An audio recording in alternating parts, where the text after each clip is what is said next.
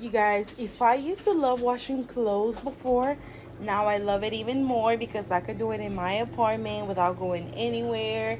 And I have this little portable dryer that dries the clothes so good within 15 to 20 minutes.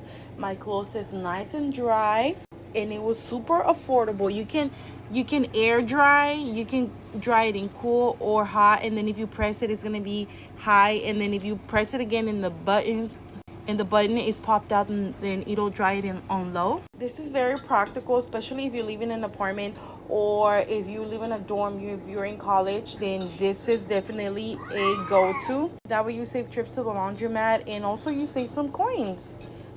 Recommend it, 10 out of 10.